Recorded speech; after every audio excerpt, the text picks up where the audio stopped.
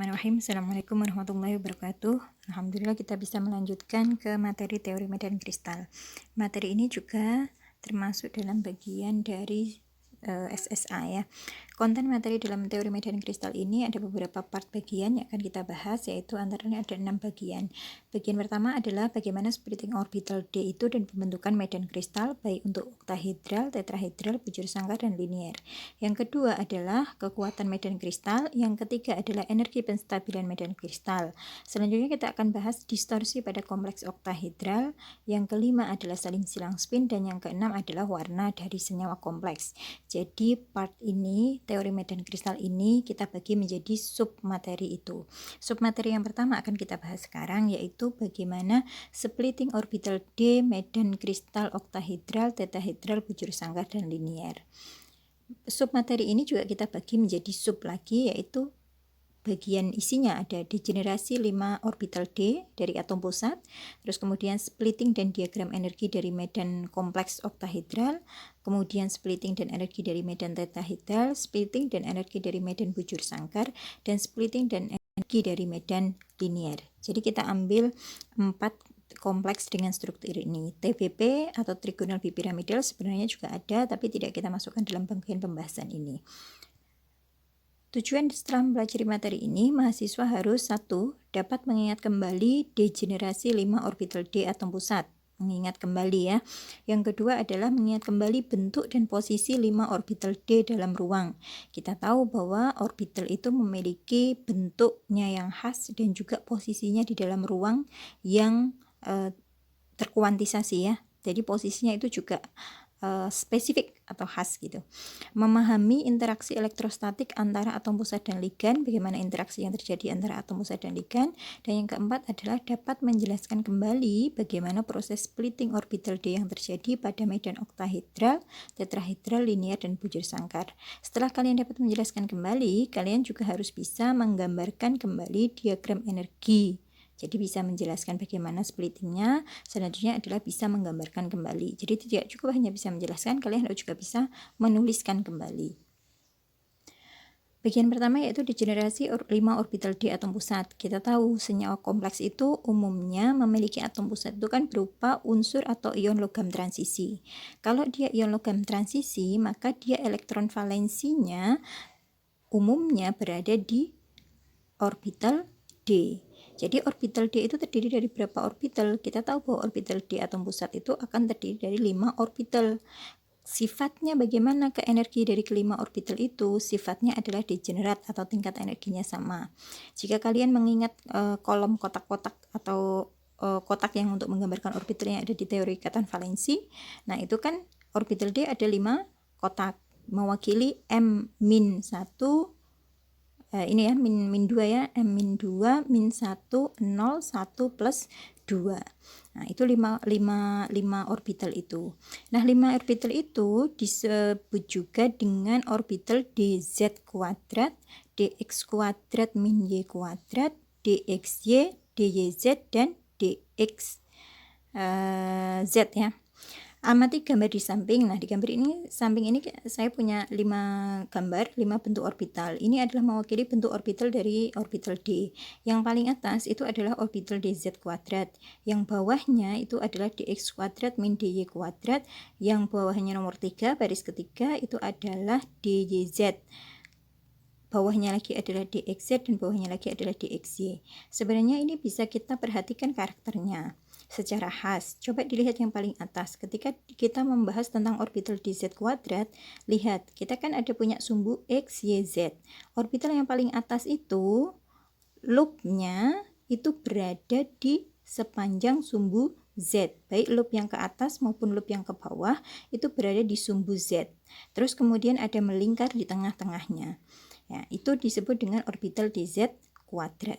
Dari mana bentuk-bentuk orbital ini, Bu? Kalian harus mengingat lagi materi di struktur materi ya. Nah, ini adalah representasi dari fungsi gelombang pada tiap-tiap bilangan bilangan kuantum n, l, m. Nah, itu. Jadi menghasilkan bentuk-bentuk yang seperti ini. Dz kuadrat itu karakternya tadi. Berarti dz kuadrat itu berada di sumbu z. Yang ke bawahnya itu adalah orbital X kuadrat min Y kuadrat. Coba perhatikan, di sana ada lob yang berada di sumbu X dan ada lob yang bersama berada di sumbu Y. Jadi orbital X kuadrat min Y kuadrat itu bentuknya dan posisinya adalah seperti itu. Kalau orbital DYZ, coba dilihat, maka orbital ini tidak berada di dalam sumbu, tidak berada di sumbu ya, tetapi berada di antara sumbu. DYZ itu loopnya, baik yang merah ataupun yang orange itu, dia berada di antara sumbu Z dan sumbu Y. Kalau berada di antara sumbu X dan sumbu Z, maka disebutnya orbital DXZ, baris bawahnya. Kalau berada di antara sumbu X dan sumbu Y, maka orbitalnya disebut DXY. Jadi orbital D itu memiliki karakter seperti itu dan posisinya di dalam ruang seperti itu. Jadi bisa kita garis bawahi lagi ya, bahwa dua orbital berada di sumbu, yaitu dz kuadrat dan dx kuadrat min y kuadrat, 3 orbital di antara sumbu. Nah, kalau suatu atom pusat orbital D memiliki 5 orbital D berikut dan dia ini kedatangan ligan, maka bagaimana interaksinya? Interaksi yang ada itu dianggapnya adalah interaksi elektrostatis. Nah, ini adalah asumsi dari teori medan kristal. Interaksi antara ion logam dan ligan itu dianggap interaksi elektrostatis.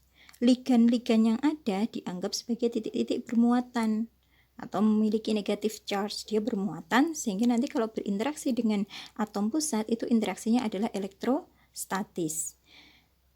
Interaksi elektrostatis ini sangat dipengaruhi oleh orientasi orbital D tadi dalam ruang. Karena nanti ada ligan yang datang, maka dia jumlahnya berapa yang datang, dari arah mana dia yang datang, itu akan memberikan respon yang berbeda-beda terhadap perubahan tingkat energi yang ada di dalam orbital D. Untuk kompleks misalnya kita bicara tentang kompleks oktahedral. Kompleks oktahedral itu kan dia memiliki 6 ligan. Berarti ada 6 ligan yang datang. Bentuk oktahedral silahkan diingat kembali, bentuk oktahedral itu yang seperti apa? Oh, berarti arah ligannya adalah dari sana-sana itu, bentuk oktahedral seperti yang sudah kalian ketahui itu. Nah, bagaimana nanti interaksinya? Coba kita lihat ya. Berdasarkan jumlah BK-nya, ini kita rangkum dulu bahwa ada BK misalnya BK6, BK4, BK4 lagi tapi bentuk tetrahedral yang berjurus sangkar, ada BK2. Kalau arah 6 ligan, arah datangnya itu dari mana saja? Kalian ingat bentuk oktahedral. Maka arah datangnya dari bentuk oktahedral itu kan semuanya berada di sumbu. Dari ke-6-6-nya berada di sumbu. Nah, dari arah oktahedral ini dia berasal dari arah sumbu X, Y, dan Z. Sedangkan kalau dia di antara tetrahedral itu kan arahnya dari arah di antara sumbu. Kalian ingat bentuk tetrahedral bagaimana? Nah, dari situ kalian bisa melihat, oh berarti dia ligannya arah datangnya itu dari antara sumbu. Kalau kita lihat bujur sangkar, bentuk bujur sangkar segi 4 mendatar seperti itu atau square planar, maka kita tahu dia datangnya dari arah sumbu. Terus kalau misalnya BK-nya 2 kan linear, menjauh ya, 180 derajat supaya stabil, maka berarti dia arah datang ligan itu adalah dari arah sumbu. Nah, sekarang kita bahas satu persatu. Kita akan mulai dulu dari medan oktahedral. Pada medan oktahedral, 6 ligan tadi mendekati atom pusat dari arah sumbu-sumbu. Ya, atau seperti gambar yang ada di bawah itu, dilihat gambar A. Kita tahu bahwa bentuk oktahedral kan seperti itu. Jadi kalau ada 6 ligan yang datang, maka dia akan datang dari arah sumbu. Sumbu apa saja? Sumbu X, sumbu Y, dan sumbu Z. Sehingga medan yang ditimbulkan atau interaksi elektrostatis tadi itu akan menjadi semakin besar pada orbital yang berada di sumbu. Nah, kita lihat kalau orbital ini, gambar yang A, itu kan dari arah sumbu orbital dz kuadrat, dia akan berinteraksi langsung dengan ligan. Sedangkan yang B, dx kuadrat dan min y kuadrat itu juga akan berinteraksi langsung dengan ligan. Beda dengan C, D, dan E. Yang di antara sumbu itu tidak berinteraksi secara langsung dengan ligan yang datang dari arah sumbu. Maka karena memiliki interaksi yang berbeda, akan terjadi perubahan tingkat energi. dz kuadrat dan dx kuadrat min y kuadrat, karena interaksinya semakin kuat maka dia akan mengalami kenaikan tingkat energi. Sedangkan dxy, dxz dan di yz ya, itu dia akan mengalami penurunan tingkat energi karena dia interaksinya dengan ligannya adalah lebih lemah, tolakannya lebih lemah, energinya akan turun, dia mengalami penurunan tingkat energi. Hal ini mengakibatkan yang awalnya orbital D itu sifatnya adalah degenerat atau tingkat energinya sama, dia akan mengalami perubahan tingkat energi atau dikenal istilahnya adalah splitting atau pembelahan.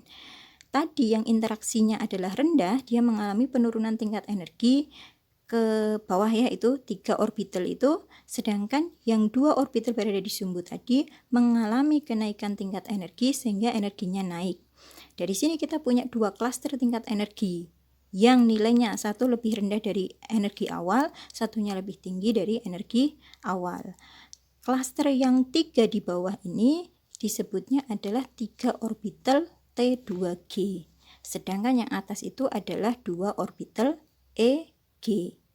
Ini splitting yang terjadi di kompleks oktahedral. Sekarang kalau misalnya yang datang bukan 6, tapi yang datang adalah 4, maka kita juga harus melihat dari mana arah datangnya ligan. Kalau ligan itu dia bentuknya adalah tetrahedral, dia akan datang dari pojok-pojok kubus. Pojok-pojok kubus itu bukan dari sumbu. Pojok-pojok kubus itu memiliki 8 sudut ya, jadi dia datang dari pojok-pojok kubus. Sedangkan kalau bujur sangkar, dia akan memiliki bentuk square planar kayak gitu, datar. Maka dia akan datang, kemungkinan besar dia akan datang dari sumbu. Nah, ini akan memberikan medan yang berbeda antara medan tetrahedral dan medan bujur sangkar atau square planar. Kita bahas dulu yang medan tetrahedral. Kalau medan tetrahedral tadi, karena ada 4 ligan yang datang dari antara sumbu itu mana Bu? Yaitu dilihat di gambar A, di situ ada 4 garis ini ya, 4 arah datangnya ligan ya dari pojok-pojok kubus. Tetrahedral itu bentuknya kan dia pojok-pojok kubus tapi berlawanan seperti itu. Bagian atas 2, bagian bawah 2. Kalau ada 4 datang dari antara sumbu itu, maka yang berinteraksi lebih kuat dengan orbital di atom pusat itu adalah orbital yang berada di sumbu. Sedangkan yang orbital yang berada di antara sumbu itu tadi. Sedangkan orbital yang berada di sumbu itu interaksinya justru akan lebih lemah. Dengan demikian, tingkat energi yang terbentuk di tetrahedral itu akan berbeda dengan di oktahedral. Ini adalah kebalikannya, karena datangnya dari antara sumbu, maka yang antara sumbu yang akan naik tingkat energinya, sedangkan yang di sumbu itu justru akan turun tingkat energinya. Maka lihat di sebelah gambar B. Energi yang awalnya adalah degenerat tadi, dia akan 3 orbital akan mengalami kenaikan tingkat energi. Orbital yang mana? Di sumbu atau di antara sumbu? Di antara sumbu, sedangkan yang di sumbu justru akan mengalami penurunan tingkat energi. Jadi medan tetrahedral ini adalah kebalikan daripada medan oktahedral. 2 orbital yang bawah, kalau tadi di oktahedral namanya EG, kalau di tetrahedral namanya E saja, tidak ada G-nya, tidak ada G-ratsnya ini ya. Kalau orbital tadi yang 3 tadi namanya T2G, di sini G-ratnya juga hilang, jadi menjadi T2 saja. Itu adalah diferensiasi atau perbedaan dari medan oktahedral dan medan tetrahedral. Kalau oktahedral yang bawah 3, yang atas 2. Kalau medan tetrahedral yang bawah 2, yang atas 3. Di oktahedral ada G-nya, di tetrahedral hanya E dan T2 saja. Bagaimana dengan medan bujur sangkar? Nah, kita lihat nanti kalau medan ini sama ya. Kalian bisa amati ini sama. Hanya memperjelas lagi bahwa dia datang dari arah-arah pojok kubus. Nah, bagaimana dengan